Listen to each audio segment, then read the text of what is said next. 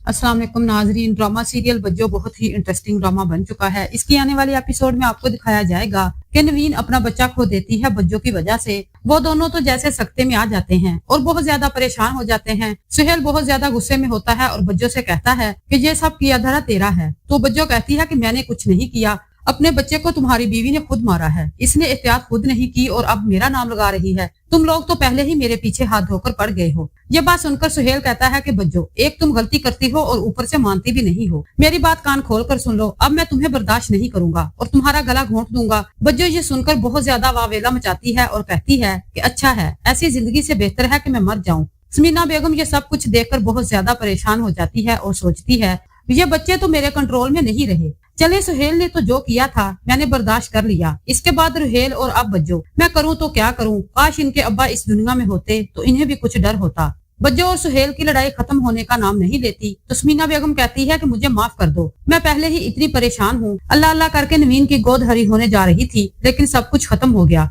दूसरी तरफ आप ये भी देखेंगे कि बुशरा दुर्दाना से कहती है मेरी भाभी की तबीयत खराब है और मुझे हॉस्पिटल जाना है। तो दुर्दाना कहती है कि बुशरा, तुम जानती हो कि सबा आंटी को तुम्हारे मेके जाना बिल्कुल भी पसंद नहीं है। बात तो बहुत सदमे की है लेकिन तुम कॉल करके नवीन भाभी का हाल पूछ लो। सबा आंटी का मूड पहले ही बहुत खराब है, ये ना हो कि घर में कोई नया हंगामा खड़ा हो जाए। तो बुशरा कहती है कि दुर्दाना भाभी ऐसे कैसे हो सकता है, नवीन भाभी की हालत बहुत सीरियस है और खुदा न खास्ता अगर कोई ऐसी वैसी बात हो गई तो मैं खुद को माफ नहीं कर पाऊंगी। इस वक्त मेरे बहन भाई और अम्मा को मेरी जरूरत है। तो दुर्दाना कहती है कि तुम फवाद से बात करो, हो सकता है कि फवाद तुम्हें हॉस्पिटल ले जाए। इससे पहले कि बुशरा फवाद से बात करती, सबा बेगम खुद आ जाती है और कहती है कि मैंने तुम्हारी सारी बातें सुन ली हैं। अगर तुमने अपनी मर्जी से शादी करवानी थी तो फिर अपने मेके को भूल कर आना था और खबरदार अगर तुम वहाँ गई तो फिर यहाँ आने की तो फिर घर वापस आने की मत सोचना। तुम्हें घर में नहीं घुसने दूंगी मैं इन जाहे लोगों से कोई भी ताल्लुक नहीं रखना चाहती। और हाँ, तुम्हारी भाभी अभी जिंदा है, मरी नहीं, जो तुम्हें इतनी फिक्र हो रही है। तो ये बात सुनकर बुशरा कहती है कि अल्लाह ना करे आंटी, आप कैसी बातें कर रही हैं, मेरी भाभी माँ बनने वाली है,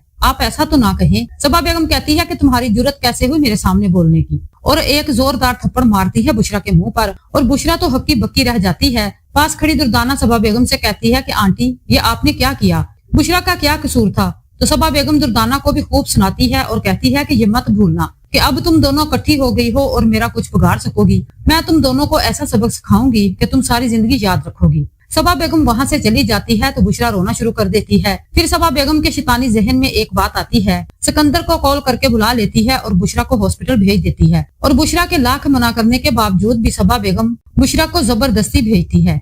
और जब फवाद घर आता है तो पूछता है कि अम्मा बुशरा कहाँ है। तो सबा बेगम कहती है कि तैयार होकर सिकंदर के साथ चली गई है सैर सपाटे करने के लिए, और मैंने तो कहा तुमसे पूछ कर गई होगी। जब फवाद ये बात सुनता है तो बहुत ज्यादा परेशान हो जाता है और फवाद बुशरा को कॉल करता है, तुम कहाँ हो। तो बुशरा सारी बात फवाद को बता देती है। तो फवाद बुशरा के पीछे हॉस्पिटल पहुंच जाता है जहां नवीन भाभी की हालत देखकर वो भी बहुत ज्यादा परेशान हो जाता है। सबा बेगम का ये प्लान तो फेल हो गया। नाजरीन, आपको क्या लगता है कि सबा बेगम बुशरा को इस घर में ज्यादा दिन टिकने देगी या नहीं? कमेंट सेक्शन में अपनी राय का इजहार जरूर करें।